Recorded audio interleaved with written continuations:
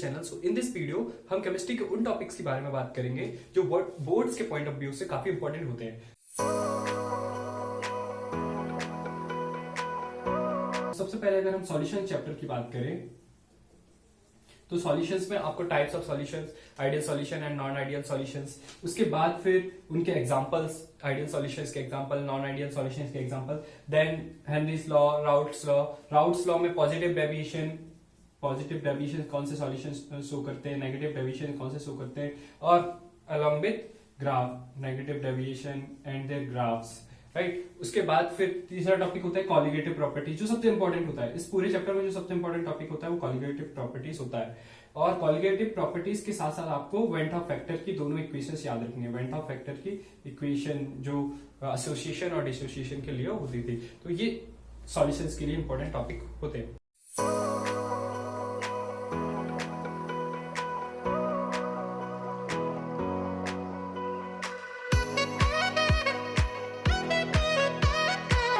Next अगर हम बात करें इलेक्ट्रोकेमिस्ट्री की, तो इलेक्ट्रोकेमिस्ट्री में टाइप्स ऑफ सेल, आपका इलेक्ट्रोलाइटिक सेल या इलेक्ट्रोकेमिकल सेल, जो गैल्वेनिक सेल या डेनियल सेल्स होते हैं वो, और देन फिर आपको एससी स्टैंडर्ड हाइड्रोजन इलेक्ट्रोड, उसके बाद फिर Nernst equation is very important. यहाँ से क्वेश्चन आने के चांसेस बहुत ज्यादा रहते हैं. Then this delta G, E cell की हेल्प से हम लोग डेल्टा जी निकालना, ये वाला. और फेरेडेस लॉ से भी बहुत क्वेश्चन आते हैं. आप अगर सैम्पल पेपर देखेंगे तो आपको most of the question Faraday's law से मिल जाएंगे.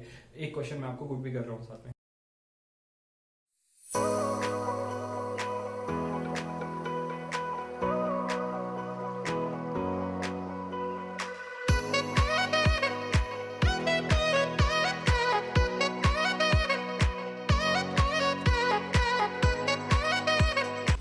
बात करें केमिकल काइनेटिक्स की, तो केमिकल काइनेटिक्स में ऑर्डर एंड मॉलिक्युलरिटी पे बहुत ज्यादा क्वेश्चन आते हैं. आपने बहुत सारे क्वेश्चन देखे होंगे कि ए टेंड्स टू बी वाला, इस टाइप के कुछ रिएक्शन हो रहे होते हैं. जीरोथ ऑर्डर पे भी कभी कभी क्वेश्चन आ जाते हैं. तो इनके जो भी फॉर्मूले होते हैं ऑर्डर के, इनका रेट कांस्टेंट कैसे निकालते हैं, ये सारे आपको आने चाहिए. देन आर्गेनाइज इक्वेशन पे भी कभी कभी क्वेश्चन आते हैं और इसका ग्राफ भी होता है, वो भी आपको याद होना चाहिए.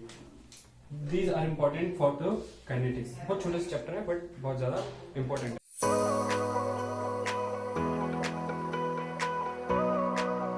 अगर हम बात करें सरफेस केमिस्ट्री की, तो सरफेस केमिस्ट्री में आपका एड्सॉर्प्शन में डिफरेंस, टाइप ऑफ एड्सॉर्प्शन यानी कि सायोअब्सॉर्प्शन है या फिर केमिसॉर्प्शन है वो. उसके बाद फिर Freundlich isotherm curve is also very important.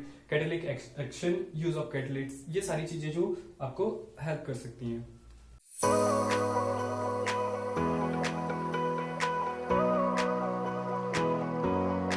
बात करें डी एंड एफ एलिमेंट्स की, तो वहां पे आपको सारे डी ब्लॉक के एलिमेंट्स हैं, उनके नेमिंग्स, और जो एफ ब्लॉक एलिमेंट्स है वो उनकी रेडियो एक्टिविटी, कौन रेडियो एक्टिव है कौन नहीं है, और कौन कौन मतलब प्रॉपर्टीज क्या होती है, मतलब किसकी प्रॉपर्टीज डिफर करती हैं सीरीज से या फिर उनके ग्रुप से.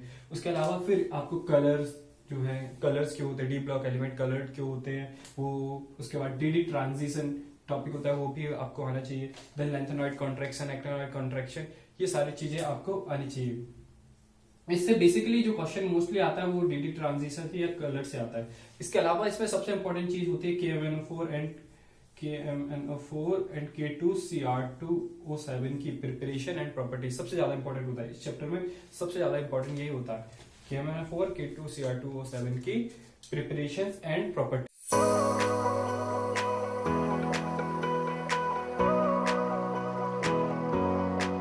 Coordination compound is also a very good topic, और यहाँ से भी बहुत सारे अच्छे क्वेश्चंस बनते हैं जैसे कि.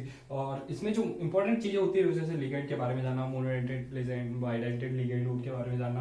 देन वर्नर्स थ्योरी होती है, वो आपको पता होनी चाहिए. उसके बाद CFT, सबसे ज्यादा क्वेश्चन आते हैं CFT से.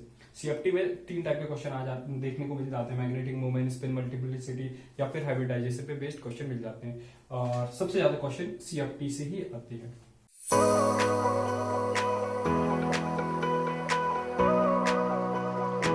बात करें ऑर्गेनिक केमिस्ट्री के चैप्टर्स की, तो उसमें सबसे ज्यादा जो क्वेश्चंस देखने को मिलते हैं वो हेलोएल्कीन्स, हेलोएरीन और कार्बोनिल कंपाउंड से देखने को मिलते हैं.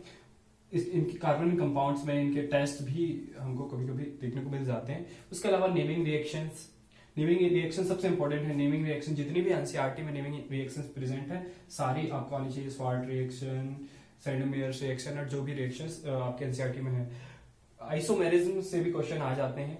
आइसोमेरिस से भी कभी कभी क्वेश्चन देखने को मिल जाते हैं। एबीसी टाइप क्वेश्चन आपको जरूर देखने को मिलेंगे। ABC type question just like कि जैसे कि आपको कोई बोला जाएगा कि compound A react with compound B and this gives to C, ऐसे कुछ क्वेश्चन आपको देखने को मिल जाएंगे।